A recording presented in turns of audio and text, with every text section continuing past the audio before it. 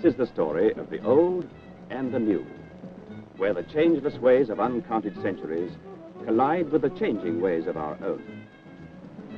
Here, the city of Accra sprawls its growth on the west coast of equatorial Africa, with no buffer between the new and the old.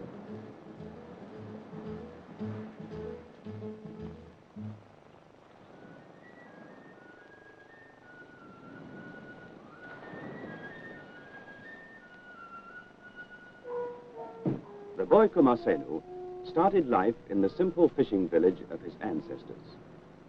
He and his cousin Agbo, who had been the leader and hero in 1,000 escapades, would often spend the whole day away from the village, instead of taking their place at the fishing nets. Just as the new grass pushes past the stubble of the old, so KUMASENU and Agbo longed to leave their village and go far off to the big city, where everything was new. This morning, Agbo said, as he had said many times before, life is like the corn on the stalk. When it is new, it is sweet. When it is old, it is hard and fit only for animals. Here, life is old beyond memory, and less changing than the sea. But my Uncle Pharaoh says that what had been good enough for his father was good enough for me. Ah, your uncle. He is long in years, but short in living. For him, there is no road that leads beyond the village. Let us swim.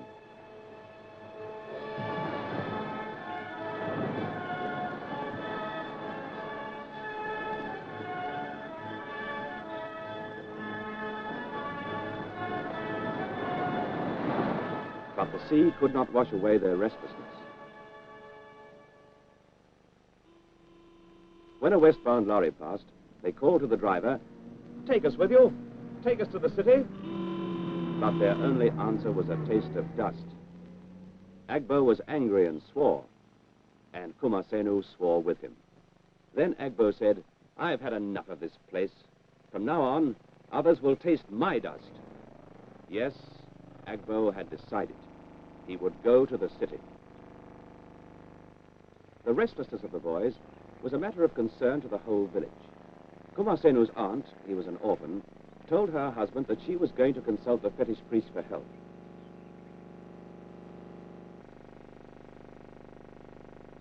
Uncle Pharaoh doubted that this was the answer.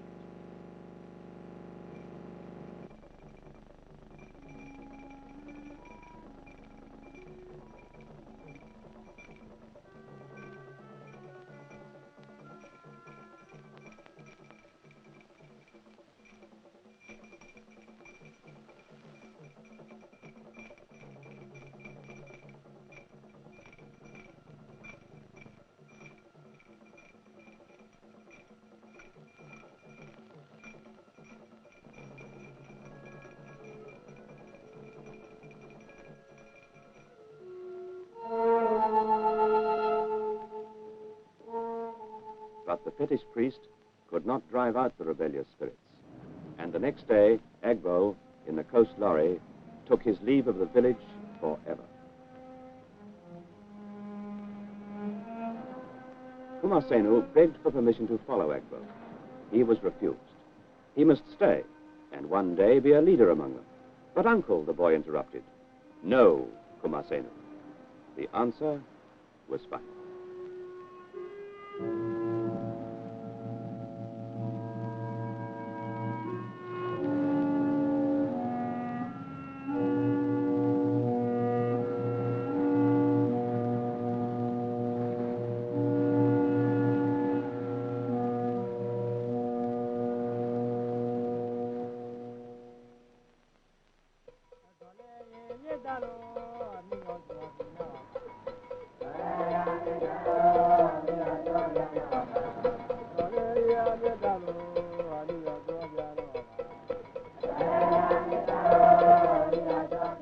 Pharaoh could not understand KUMASENU's longings, but his heart watched and was heavy.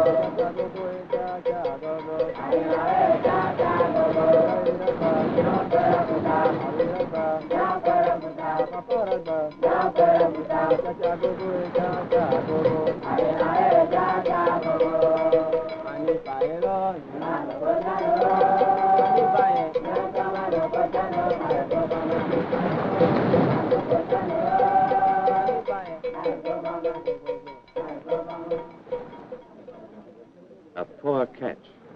Nothing but tiny fish and seaweed. The people spoke low among themselves. Why were the spirits of the sea angry?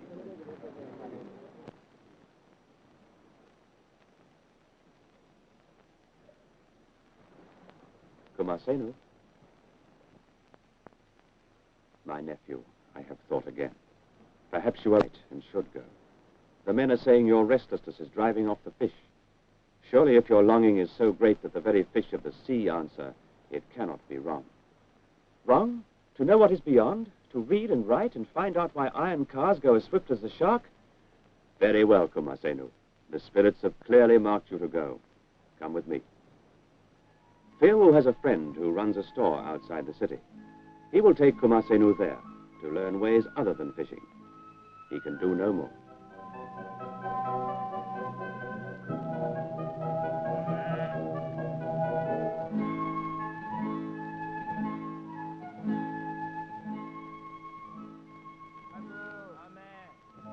You are welcome, Mr. Fiowu. Indeed you are, Mr. Zegbanu said. I hope you are well. And Fiowu replied, thank you, Mr. Zegbanu. I am well. And you? And the courtesies went on and on. They asked to know of each other's wives and relations, every single one. And at last, quite naturally, they came to Kumasenu.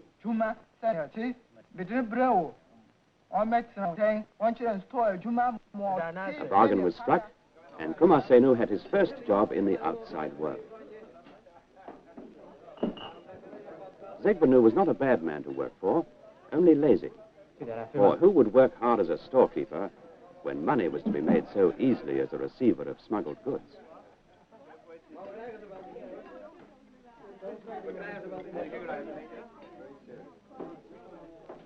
And here in this little store, Kumasenu first met the 20th century. The lorry driver's swagger told of the big town, and their tongue spoke a language half foreign to Kumasenu, a blend of many languages, a blend of old and new. For me, I stay for proper woman because I get for money. My master, he get plenty woman, he get plenty money. The job which he job, you know to get him. Keep quiet there, small boy. Your head like something. Boy, don't mind him. Hey, my friend, give me music, make I dance. What make I play? Give me an order.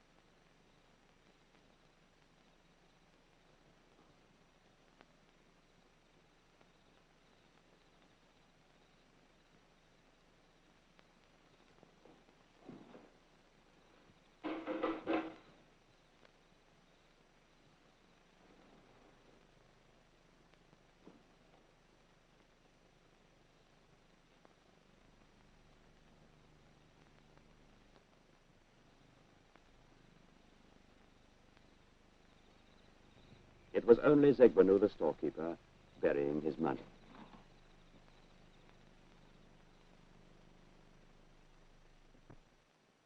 Some months later, Zegbanu went to the next village to attend a funeral for a brother.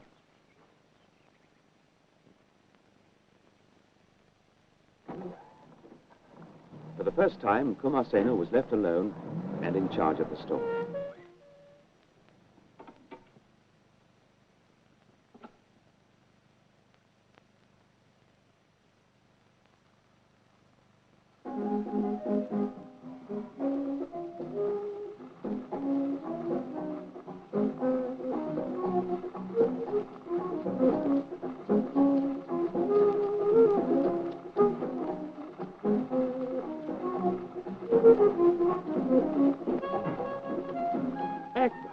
Cousin, welcome.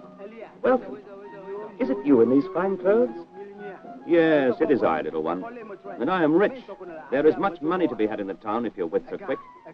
Bring beer, boy, for I've come far to see you when the dust is in my throat. Bring beer, bring beer.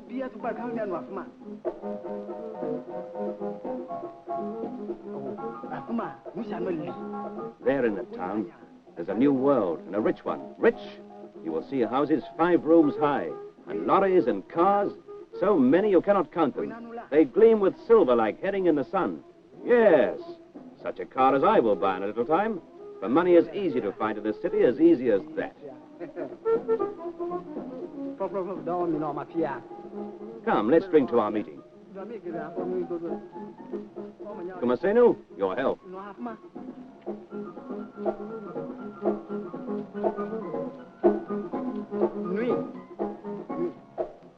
Agbo basked in the impression he was making.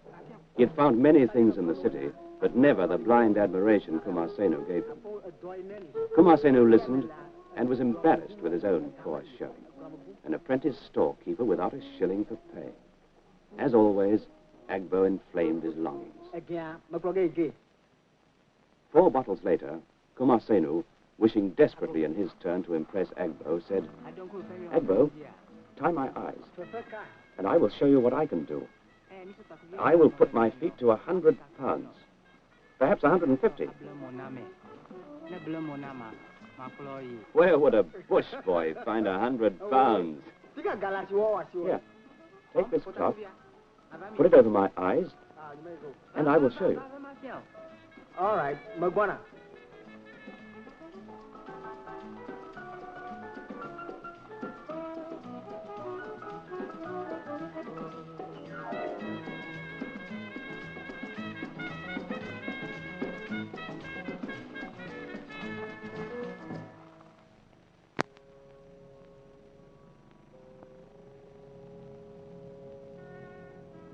The money burns the sole of my foot, said KUMASENU. Come and look.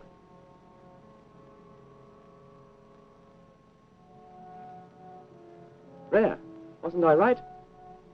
What tells you that this box holds so much money? For the reason that I see my master put money in it each evening. Now, what do you think? For a bush boy, your eyes are sharp. Thank you, cousin. You would do well in the city.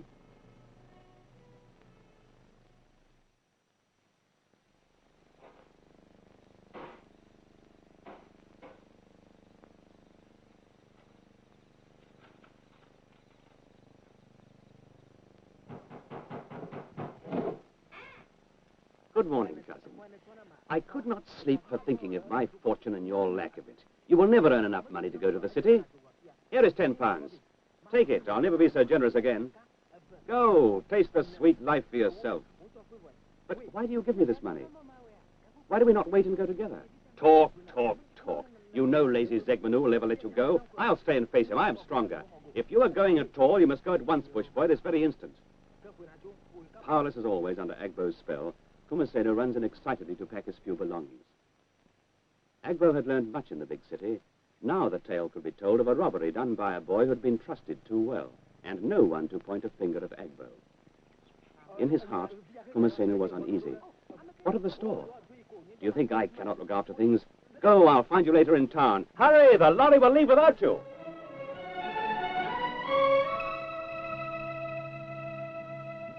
So the boy KUMASENU forgot his conscience and rode to the big city to savor the good life of which Agbo had spoken so often. He came to it joyfully, his heart in his hand. Surely the big town would be pleased to see him, would say, "Welcome, welcome, you are welcome."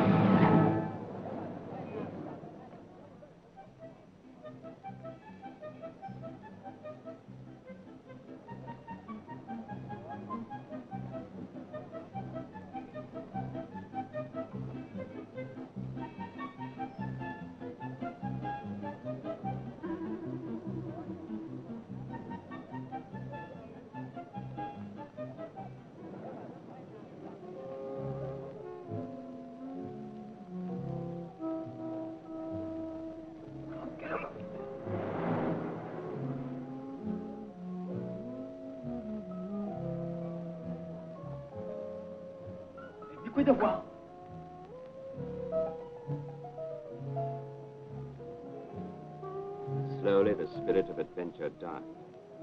Where were the welcoming hands of the city? There seemed no place for him. He was tired and lonely, and night was falling.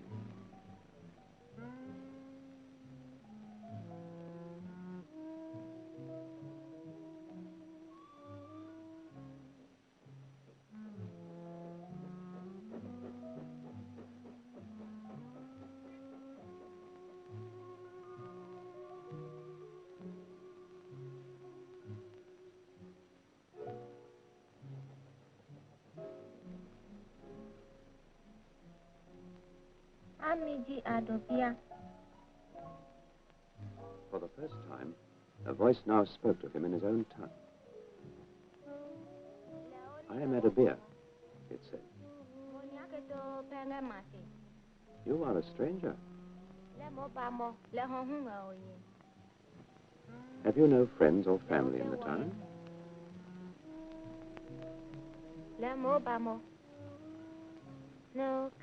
"You are then a child, alone in the dark, shut out by everyone. Alone and hungry, with nowhere to sleep. Come," said Adabir, "and you shall be as my brother."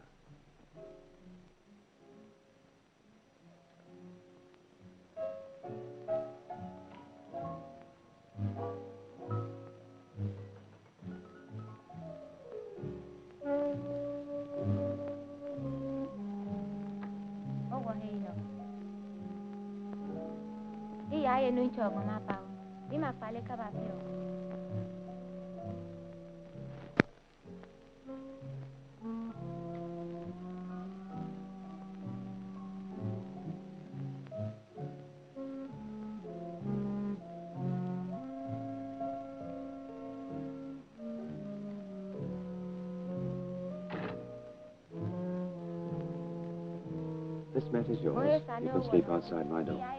Now I must go. But before I go, give me your money.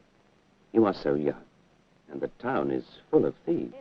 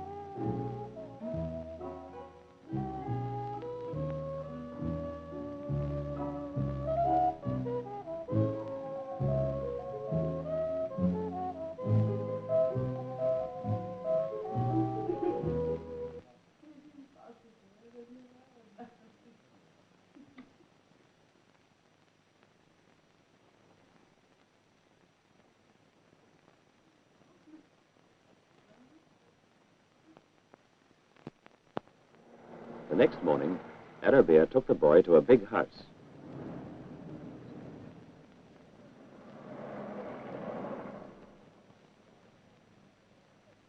She sold goods discreetly and at high profits that the lady of the house obtained through her connections with the wholesalers.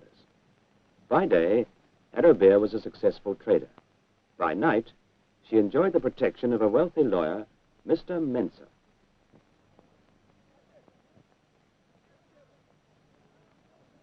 And so KUMASENU came to the big town and found himself in the employ of Arabia, a friend to many men, but faithful to none.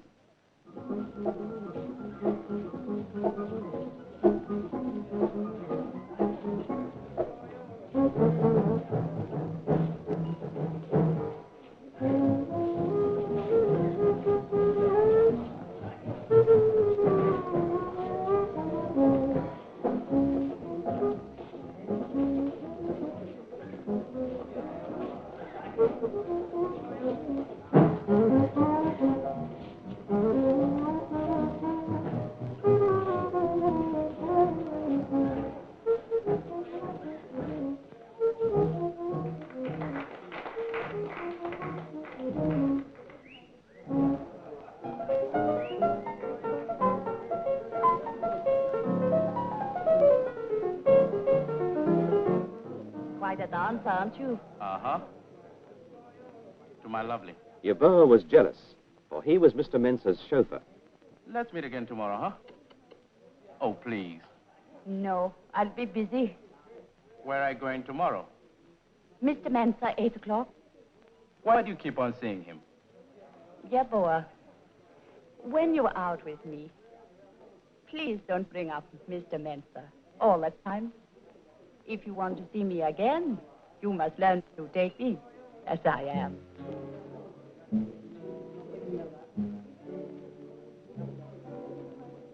Shall we dance? Uh-huh.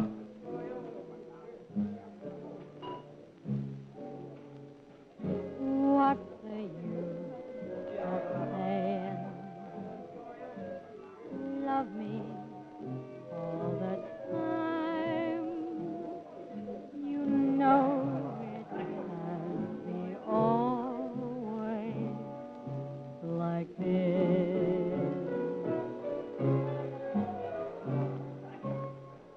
What's the use of crying? Save yourself your sighs. I can't be true to you, not tonight.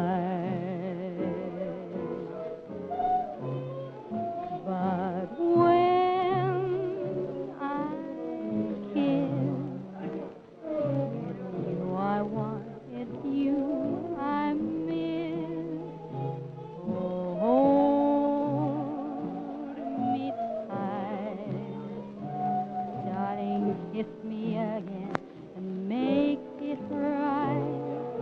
Just listen to my heartbeat and love me all the time. I don't care what you do with me tonight. Yes, tonight.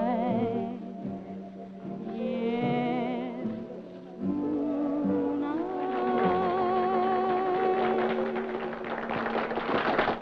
Look, you have no business at all in this place.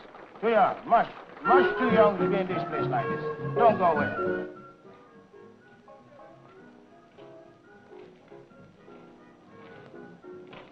Arabia should have known better. It was an error in discretion to borrow both Mr. Mensah's car and his chauffeur. I'll give you a damn good flogging.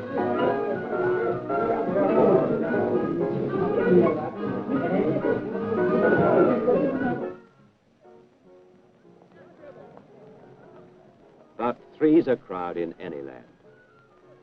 You heard. I said walk, small boy. Walk slowly.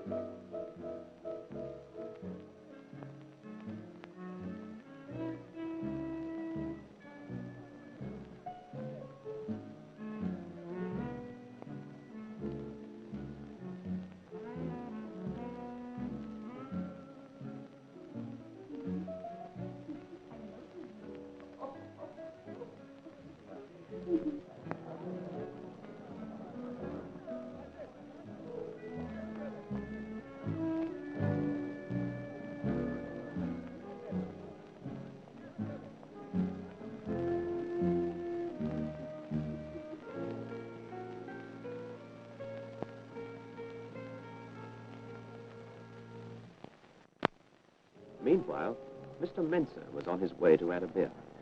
He had said he'd come tomorrow, but he couldn't keep away from her.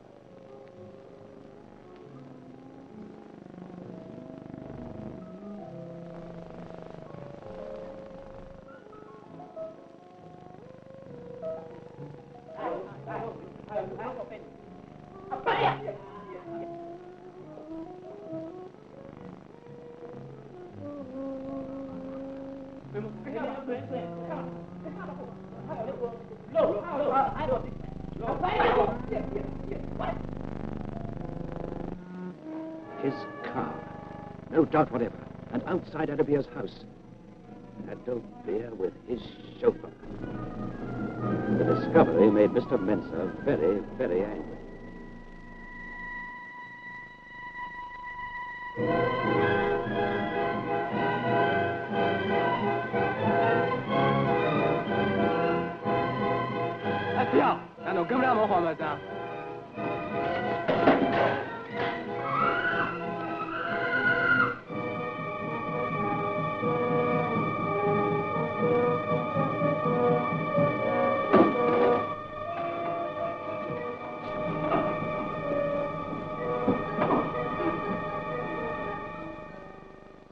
Mr. Mensa was not the man to take it lying down. Immediate action. I've been attacked. Viciously and cowardly attacked by these people I trusted. Attacked, assaulted, and brutally beaten, and battered and injured. But no one can do that to me, Lawyer Mensa. Not only that, I've been publicly ridiculed and made a fool of. No one can do that to me, Lawyer Mensa, I assure you. I have a charge to make, Sergeant, a very serious charge. A charge of conspiracy, assault, and battery with intent to do grievous bodily harm, Sergeant. These criminals...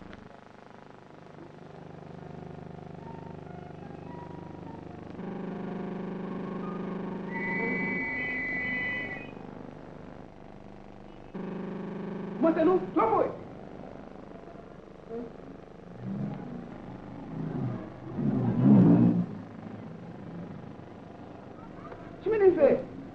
And so KUMASENU lost his first friend in the new city.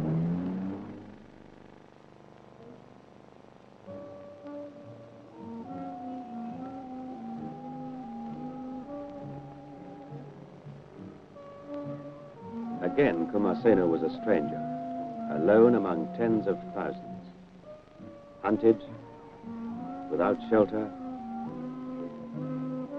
and hungry.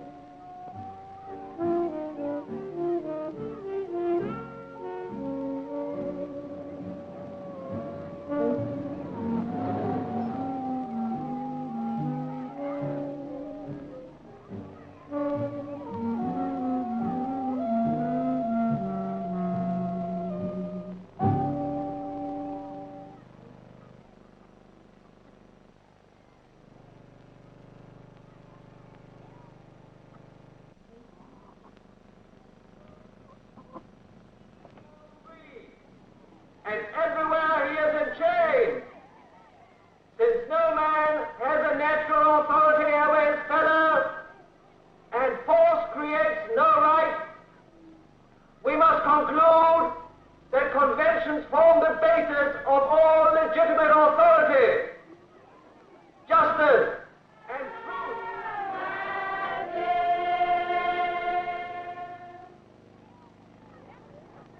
Let us take stock of those virtues which endeared him to so many and which should serve as an example to us all. Yet did any of us ever turn to him in time of need, or hunger, or distress without requital? He turned no man away, however humble, and his eye was the eye of a hawk. He turned no man away, however humble, as he saw not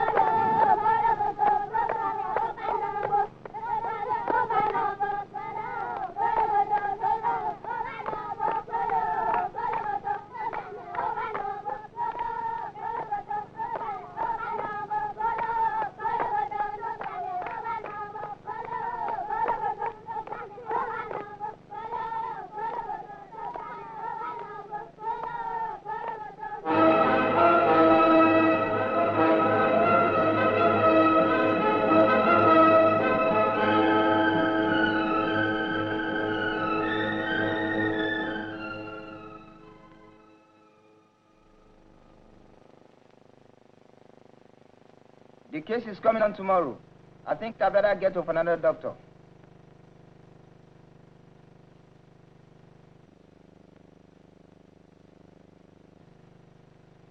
You know that at Dr. Close house? Yes, sir. Take the boy round there now. Yes, sir.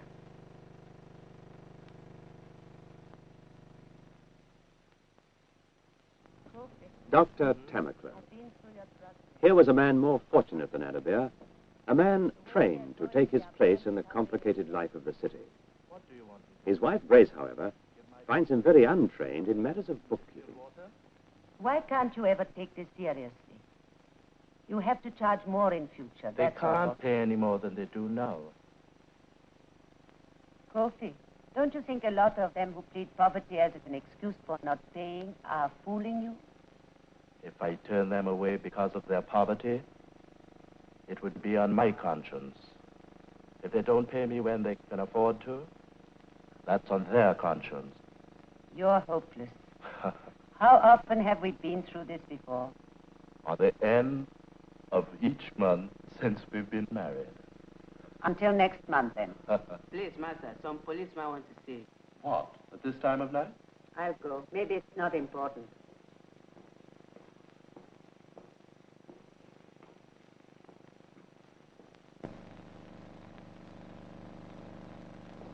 The doctor's sculpting interrupted his medical work, and his medical work interrupted his sculpting.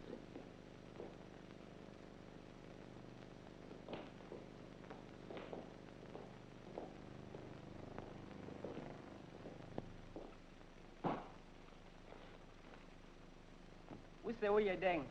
Neda. No, I Non song. have a to tree. In his own language, the doctor asked the boy the usual questions. His name and native town? Keta. Why did he leave? Lakusu. His health? Sickness or fever? A juvenile delinquent. He had examined hundreds such just like this boy. And yet, the face held something.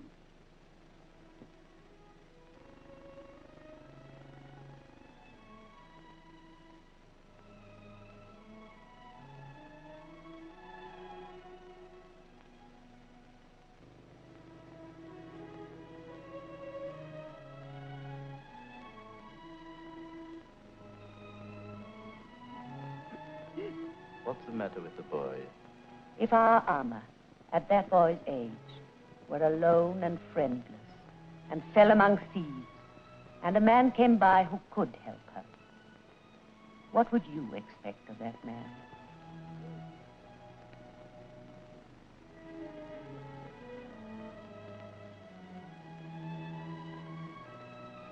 You'll be all right.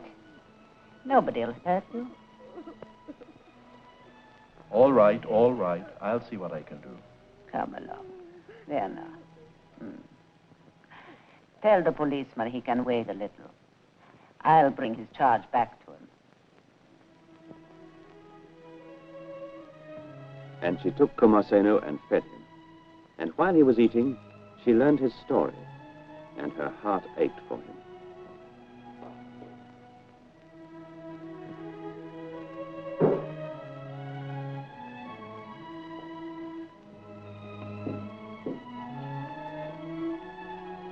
The face had aroused the doctor's interest.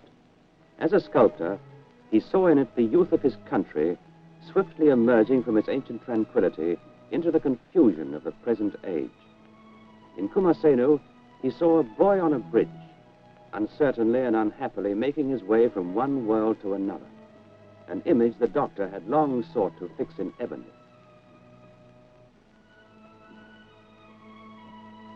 Grace got permission from the police to let them keep KUMASENU for the night, and then returned him, as promised, to the juvenile court in the morning.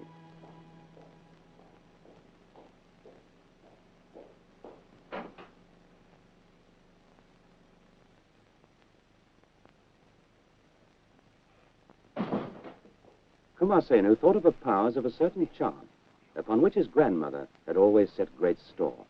It was necessary to repeat over and over again, Oyobo Nimi Benwe, Oyobo Nimi Benwe, and whatever your difficulties, they would always be resolved.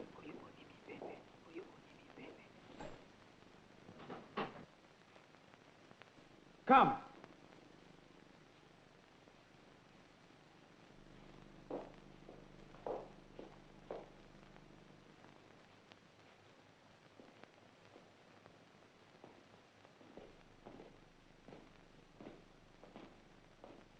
May it please your worship. This juvenile offender is charged under Section 100 with stealing 2 penny worth of bread, the property of Alice Obodo. He appeared to be very hungry at the time. Investigation into the case revealed that KUMASENU has no place of abode in Accra. He has been here only for a few days. He sleeps in the market. When hungry, begs for food.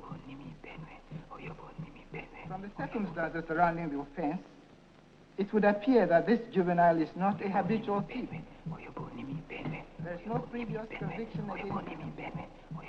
Your worship, I therefore do not press the charge.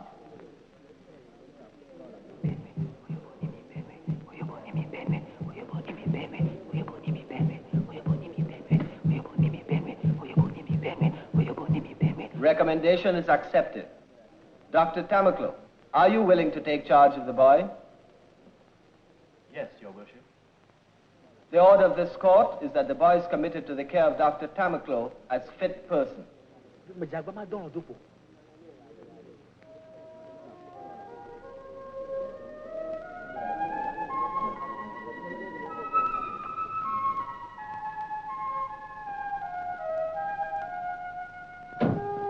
And so KUMASENU found new friends to take the place of Arabia.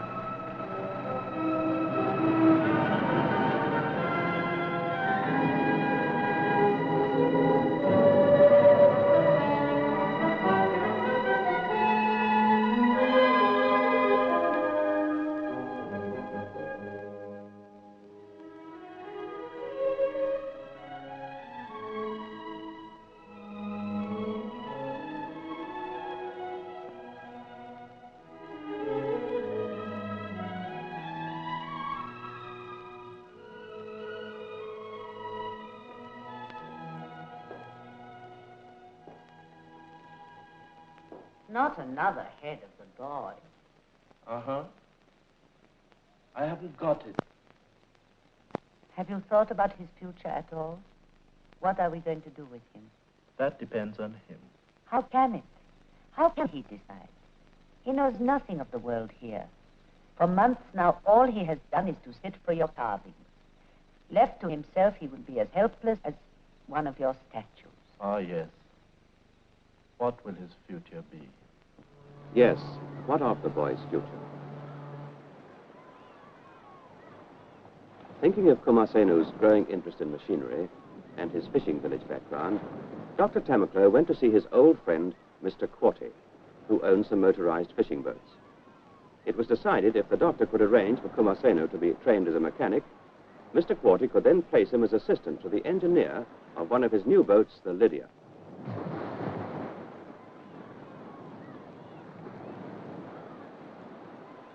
The doctor thanked him warmly. You will find KUMASENU eager to learn, Mr. Quarty. Good, doctor. Good.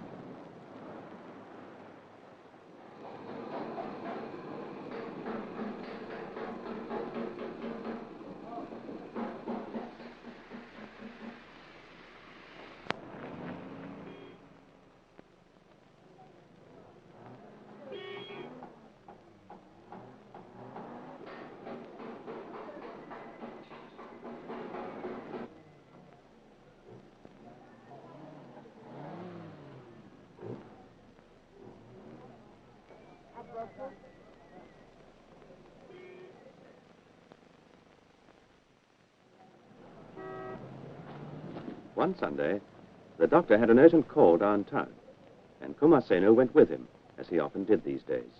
The doctor now looked upon him as a son. Here, KUMASENU's past caught up with him.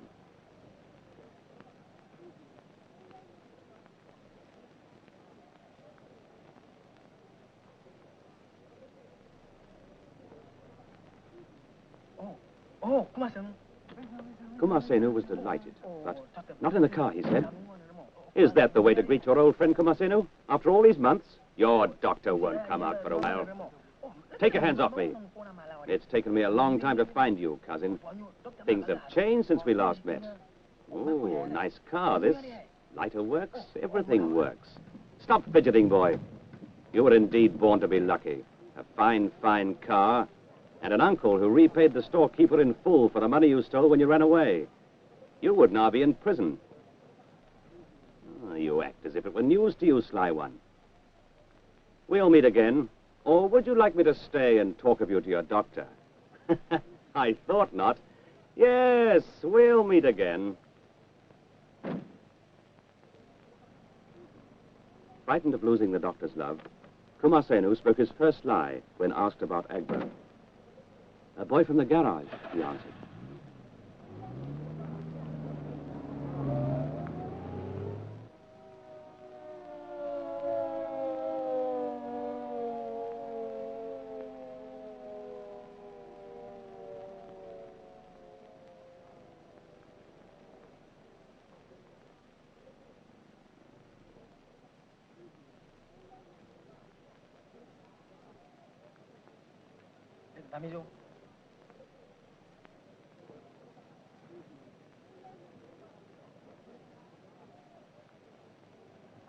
KUMASENU, said Agbo. These are my friends. We, my friends and I, want to have a word with you in private. Come. They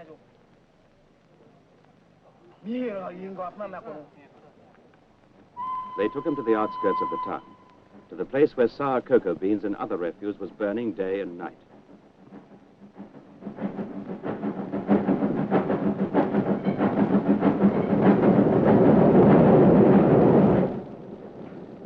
Cousin, Agbo said, you are now living a life of luxury.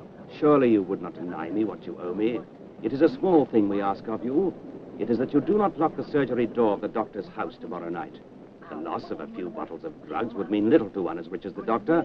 To us, the gain would be very great. Take his shoes off, boys. You are surely not thinking of refusing me this small service? Or shall we let the hot embers shrivel the skin under your feet, little rat bush boy? And KUMASENU promised and ran. Let him go, said Agbo. I think he understands now that we mean business. That will take him off his high horse. Here, try these shoes. I believe they'll fit you. But when they came the next night, the door was locked.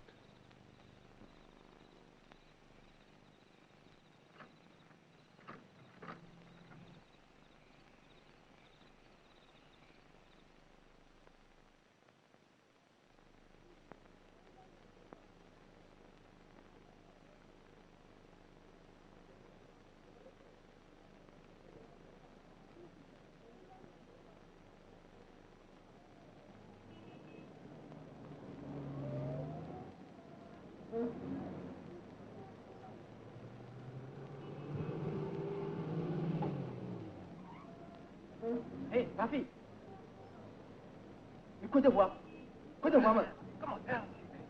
Tough gangster films were very popular. Much could be learned from them, and much that they showed could be imitated.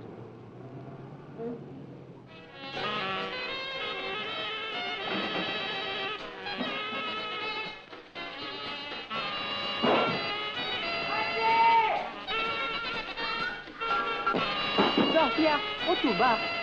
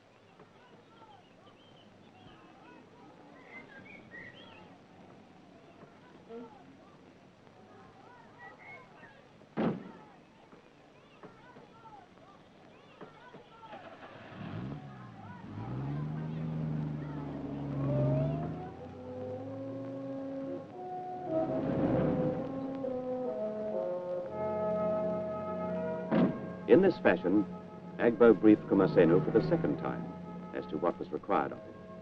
And for the second time, Kumasenu dared not confide in the doctor. That Saturday, Grace took the child to see her grandmother and left the doctor and Kumasenu alone in the house for the night.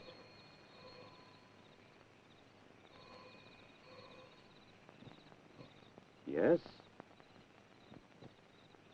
What is your address?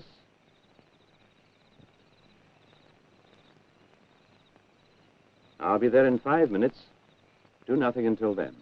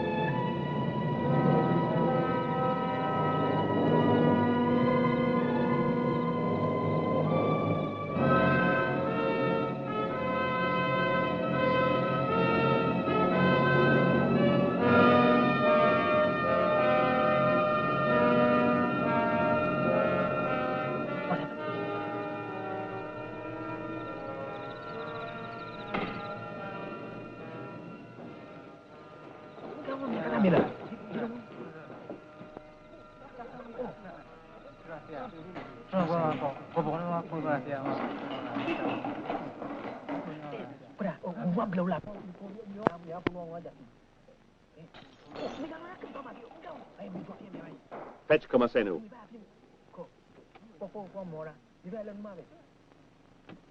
You don't have to fetch me. I am here. Get hold of him. Bush boy, are you thinking to defy me? What would the village elders think of you now? You, whom they held as an example to follow. When the doctor returns, he will think that you are to blame. For after this night, you will disappear. At that moment, Kumasenu became of age. The child became a man. And he knew that somehow he had to strike back. And that the cost of the blow would be worth anything he might suffer. Anything at all. Police!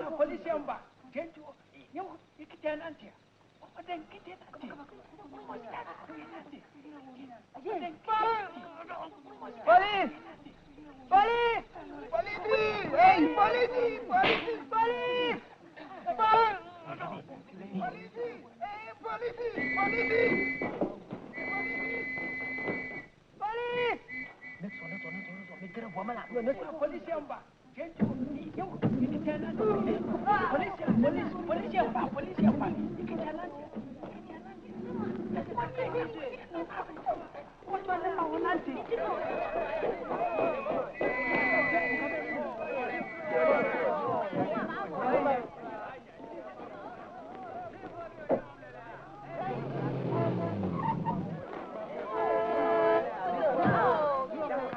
Kumasenu!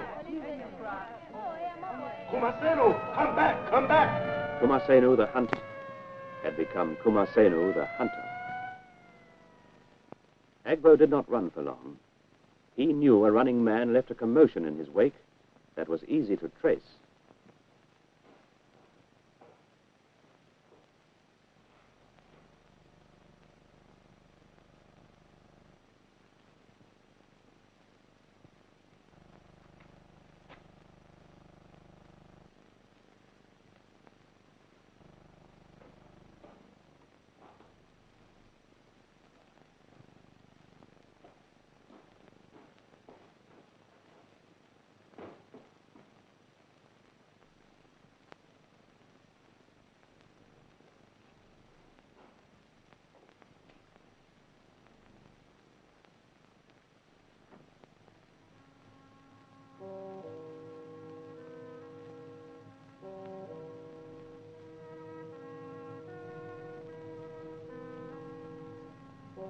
KUMASENU settled down to wait.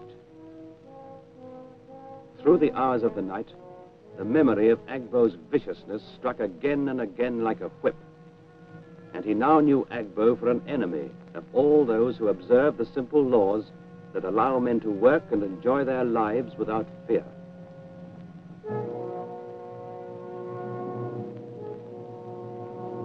Agbo was leaving town. Instinct told him to make a break for the open country, where the cloth of his fathers would serve as protection.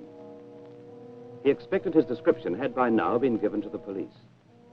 He did not expect KUMASENU. Have you dared to follow me? Yes.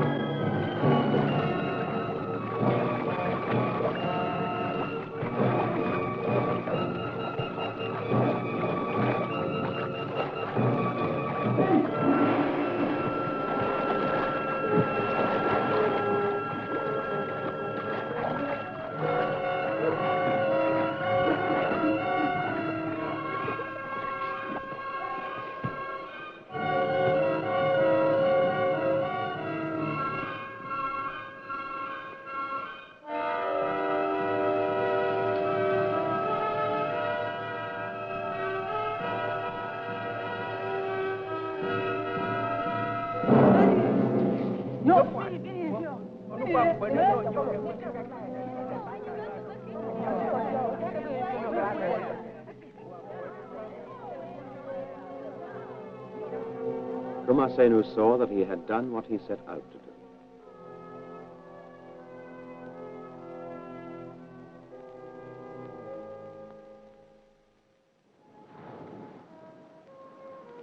Far up the coast, a man in a fishing village heard of the arrest of Agbo and of the part his nephew KUMASENU had played in it. He heard, too, of his nephew's future in the new boat called the Lydia. And he thought over the tales which had reached him and spoke quietly to himself, making of his words a prayer. O Father of the winds and seas, if it be thy wish that these new things should come to pass, then let thy hand fall lightly on the striplings upon whom the dangerous burden of change must fall. Let them find strong hands among their own people to help and guide them. Give them strength and fortitude, for their way into the new world is set about with snares and pitfalls which can cause them great, great suffering if they stray too far from the old ways, if they stray too far, too soon.